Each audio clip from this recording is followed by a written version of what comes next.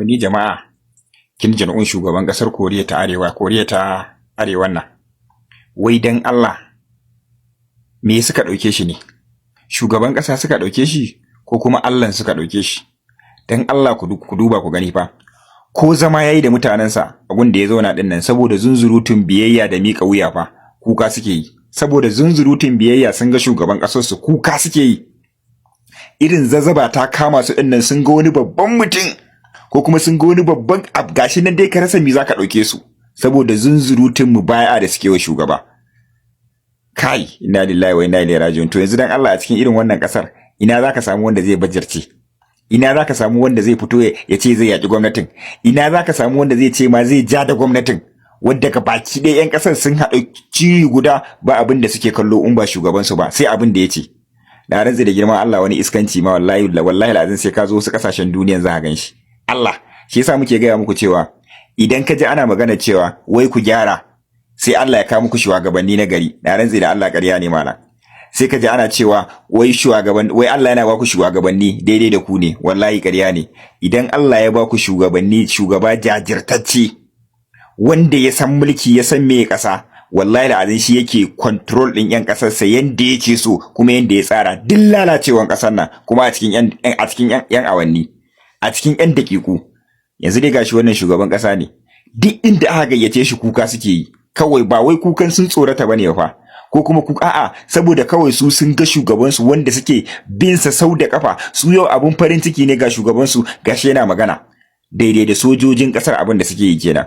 To yanzu na girma Allah idan ya nuna nan yace ka je ka shiga wuta, na rantse da Allah yanzu Kim Jong-un idan ya nuna ɗaya daga cikin wannan mutane yace shiga wuta, wallahi mutum da gudu zai shiga wuta. Ba fa wai ka shiga da gudu mutum zai saboda zunzurutun biyayya da wannan. Na rantse da Allah wani iskanci ma na gaya ma wasu kasashen ake yi. Yanzu dai gashi nan. Yanzu irin wannan kasashen ka isa ka je ka kirkira musu yan ta'adda? Ka isa ka je ka kirkira musu yan ta'adda? Idan ba a cinye ka danye ba an neme ka an rasa? Da Allah da Annabi Ahmad ina cikiya. Waya Hausawan mu ba mu da wasu Hausawa, mun san dai muna da Hausawa a China, muna da su a Koriya ta Kudu. To dan Allah a Koriya ta Arewa babu Hausawa ne? Ya kamata yadda muke ganin update na China na abubuwa a dan je wannan kasar a je a gano mana tsarin rayuwar su mana. Ni na rasa gane kan wa'annan mutanen. Su kadai sun bambanta kansu a duniya. Su ba su san komai ba, kawai kasar su shugaban su.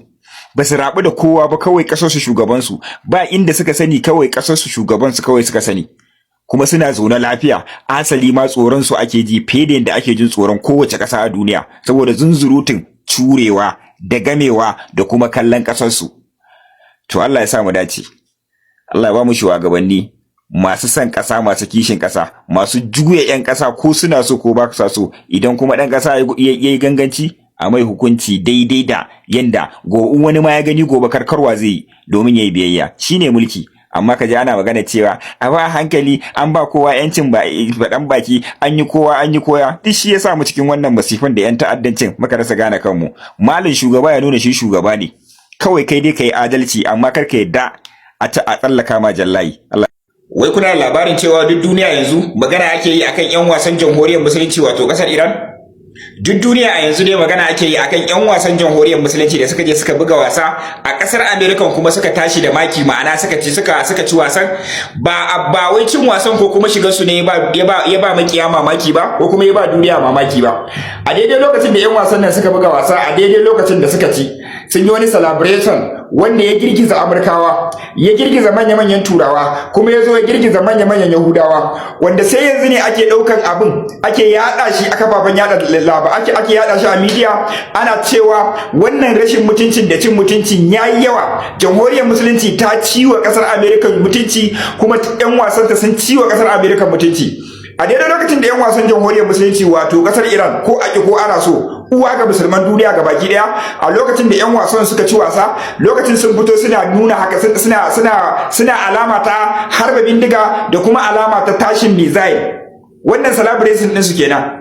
To shine daga cikin 'yan jarida ko kuma in ce daga cikin manya-manyan ma'aikata kuma ce manya-manyan daga cikin kasar Amerika suka fito suna Allah wadai da abin da 'yan wasan nan suka yi. Suka ce ba zai taɓa yiwuwa ba a daidai da muke tare da maƙiyanmu, a daidai lokacin da a cikin shekaru da dama da suka wuce a 'yan kwanakin nan ba a taɓa yin wata ƙasa da ta yi mana asarar sojojinmu wanda aka dawo da su a akwatin gawaki, wanda har yanzu mun kasa fitowa mu nuna duniya adadin yawan sojojinmu da jamhuriyar musulunci ta kashe ba.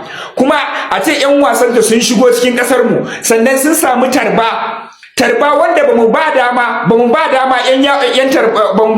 yan tawagar kwallo sun shigo kasar mu, bai iya 'yan wasan kadai muka ba dama, amma a ce tutar jamhuriyar musulunci kasar Iran makiyar mu ita ce gabaki ɗaya ta cika cikin stadium din nan, a ce Amurkawa kuma suna goyon bayan wannan tutar har suna celebration, suna murna da irin nasarar da jamhuriyar musulunci ta samu akan wannan wasan. Wa'annan dai mutanen ba su tsaya a nan ba, suka ce abin takaici an kashe mana ɗaruruwan sojoji, an kunyatar da mu, an ɓata mana sojoji, an kunyatar da mu a duniya, sannan an dawo mana da 'ya'yanmu a akwatin gawa, sannan kuma 'yan wasan nan bayan sun ci wasa su zo suna nafsin irin kisan da jamhuriyar musulunci ta yi wa 'ya'yanmu, irin wannan kisan kuma suka zo cikin stadion suna maimaitawa a gaban kannanmu da 'ya'yanmu a cikin gidanmu. A gaban kannanmu da 'ya'yanmu a cikin gidanmu suka zo suna maimaita irin wannan kisan da jamhuriyar musulunci ta yi wa 'ya'yanmu wanda aka dawo da su akwatin gawa. Suka ce wannan abin takaici ne, kuma wannan abun ba a taɓa yi wa ƙasar Amerika irinsa ba. Ba a taɓa yi wa ƙasar Amerika irinsa ba. To dalilin wannan wasan fa nan take ana gama wasan, ƙasar Amerika ta buƙaci 'yan wasan jamhuriyar musulunci kar ma su tsaya su kwana a cikin Amerikan, aka ɗauke su a cikin jirage aka yi manzuko da su. Dan ba a ma so su ƙara yin wani abu a cikin ƙasar irin wa'annan, yanzu ba za a sake wayoyin su ba sai lokacin wasa. Suka ce wannan abun bakin ciki ne, a ce ɗan wasa ya ci wasa ya zo yana maimaita irin abin da aka yi, a kashe 'yan Amerikan, aka kashe 'ya'yan Amerikan, aka da su a akwatin gawa, kuma 'yan Amerikan suna murna suna celebration.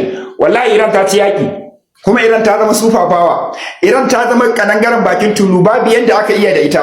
Saboda haka a duniyar musuluncin ke ne, kuma a duniyar ma ke ce. Ubangiji Allah ya tsaya miki jamhuriyar musulunci, Allah ya ɗauka musulunci, ya kaskantar da kafirci, ya haɗa kawunan kan musulman duniya ga baki ɗaya, ya nuna mana munafukan musulmai a haɗa da su, a gama da su a wato jama'a. Wata ganawa ce aka yi da shugaban ƙasar Masar da kuma Trump na Amerika, a inda Trump yake gaya wa shugaban ƙasar Misra wato Sisi akan cewa yarjejeniya da Iran da kuma zaman lafiya shine mafi ahala a tattara da su wanda suke Middle East gabaki daya, wato kasashen da suke Middle East gabaki daya da kuma ma duniya gabaki daya. Kuma sannan yace ci gaba da faɗa da jamhuriyar musulunci zai sha duniya ta shiga wani halin da ba a taɓa tunanin cewa duniya za ta shiga ba. Duniya za ta shiga wani halin da za ta shiga wani matsin tattalin arziki wanda kowa sai ya ji jikinsa, musamman masu, sannan kuma da rashin kwanciyar hankalin duniya gabaki daya. Jama'a, ba maganar Trump zan yi ba, daman shi abin da yake faɗa kullum mun riga mun gama da shafinsa.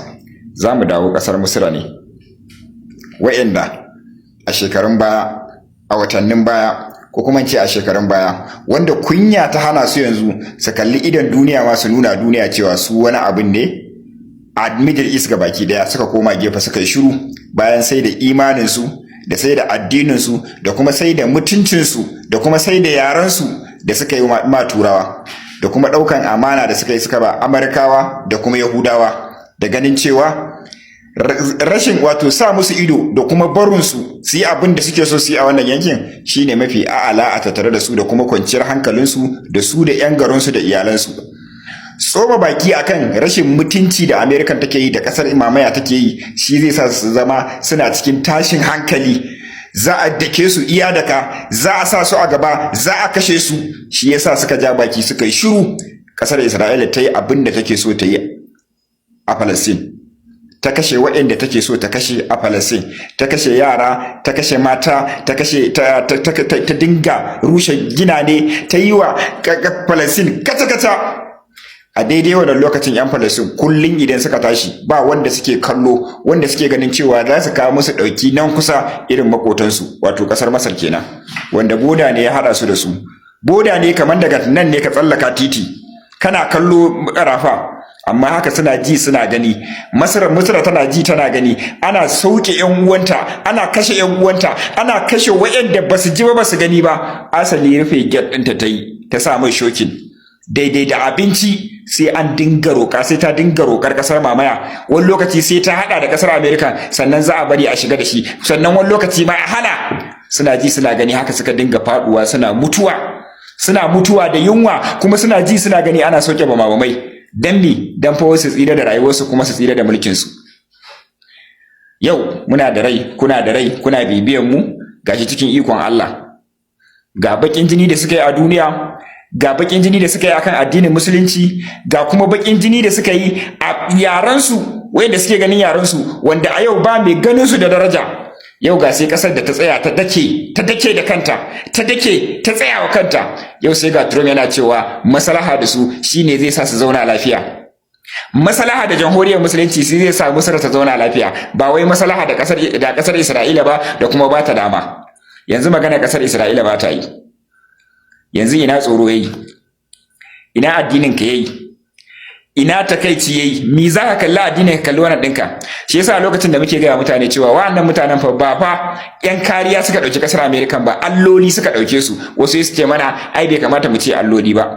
To idan ba mutumin da ka ɗauke shi Allah ba, kai a tunanin ka saba masa idan kai zai raba ka da duniya ne. Yau sai ga wace ta tsaya ta fuskance shi, wanda idan ana cewa tsadar rayuwa za a shiga ko kuma musifar rayuwa za a shiga, duk duniya dai a yanzu cewa in za a shiga tsadar rayuwa da masifar rayuwa ba abin da jamhuriyar musulunci bata gani ba. Su da suka yi biyayya su za a shiga masifar. Jaraba daman da masifa da bala'i da yunwa da masalsalan tattalin arziki, Iran ta ganshi sama da shekara 40, ba abin da za ta ganshi wanda zai zame mata sabo a yanzu. Amma cikin cijewa da nema wa kanta yanci, yau bayan ta cije ta ceto ma wasu kasashen wanda dalilin jamhuriyar musulunci, kasar Falastin ma ba a isa a taba ba. Tsakanin su kasashe ne sun kai kwaya 3, tsakanin Iran da Falastin kasa 3 ne, kasa 2 ne. Sai ka tsallake Syria, sannan ka je ka tsallake Iraki, sannan ka shiga Iran, kasa 2 ne. Su kuma wannan ko kilomita rabin kilomita bai kai ba. Amma yau sai ga wace tsakaninsu ƙasa biyu ta ceci wanda maƙota ne tsakaninku, wanda idan aka ɗauki yawan mutanen Misra, na rantsa da girman Allah za su iya ɗaukan mutanen ƙasar mamaya su cinye su ɗanye. Mutanen Misra sun linka mutanen ƙasar mamaya so nawa? Duka miliyan 9 ne ko miliyan 10 ba su kai ba. Su kuma ana magana sama da wajen miliyan 80 zuwa 100 zuwa 70 da wani abu. Amma haka suke kallo. Shi yasa rayuwar nan ka nema wa kanka yanci, ka dake kuma ka rike addininka, ka rike musuluncinka, wallahi sai Allah ya taimake ka kuma sai ka yi nasara, sai ka yi kwarjini. Yau gashi kasar Amerika ce take cewa wasu ba dan ni ba da Iran sai ta zame muku masifa, bayan ga masifar da aka dinga ceta muku a gaban ku, a tsakiyar kanku, bayan da kuka iya. Sufafawa wallahi sai an sara miki dole. Allah ya ɗaukaka musulunci. Izza sun hana ku kere-kere, sun hana ku yi komai da gunsu kuke karba, shi yasa suke sarrafa ku yanda kuke so. Sai ga wanda suka zama katanga da kansu, yau su suke sarrafa duniyar ba ku ba. Ku da ake ganin cewa kuna da makamai, kuna da yawan sojoji, ku ne na karfi a ina, a tattala a sojoji, ku ne na banza. Ga wasu na sun zo sun ceci Falastin kuma sun ceci Labana, kuma sun ƙara ceton kuma. Wannan kira zan yi ga mutanen Arewa.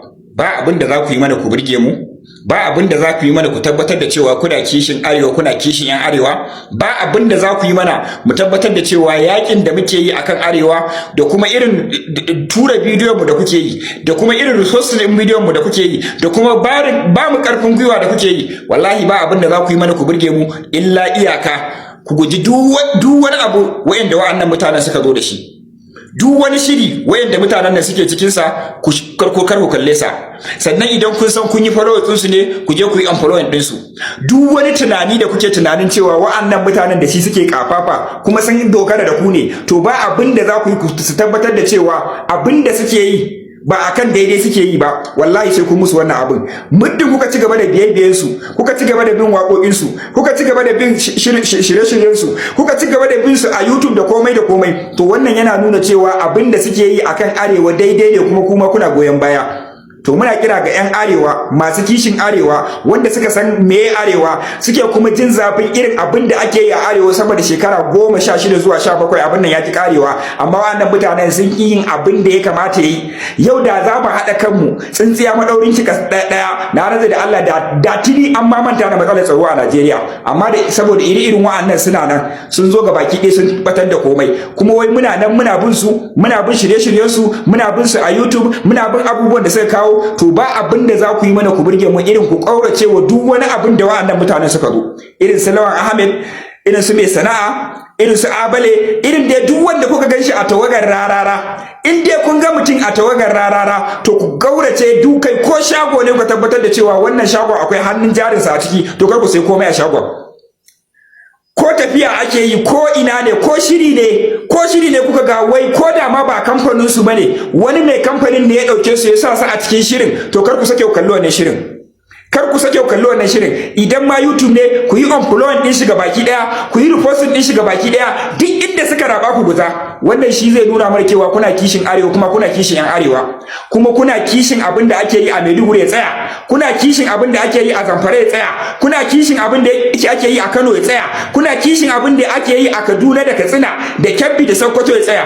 Amma muddin za ku dinga bibiyan su, da bibiyan YouTube ɗinsu, da bibiyan shirye-shiryensu, da bibiyan, na rantsa da girman Allah wata ran sai an kama mutum a gaban su an yanka su rufe ido su ce basu gani ba, su ce kuma lafiya, saboda ku suke ci da ku suke sha, kuma yau rayuwar ku ake sawa cikin masifa, kuma a haka kun nace kun ce dole sai su. Ku guje su, walau YouTube ɗinsu, walau waƙoƙin suka yi, walau wani abin da kuka tabbatar da sun yi, ku guda ku yi upload ɗin shi, kar ku saurari su kai, in ku gan su a layi ma ku jefe su. Saboda wallahi idan iyayenku suka gani an yanka a gaba sai basu gani ba sun wuce gaba, da suna da kishin arewa da za mu gani a 'yan wannan 'yan tsakanin. Ku tura min wannan bidiyon ya tafi ko ina da ko ina, kuma ina kira ga ai wannan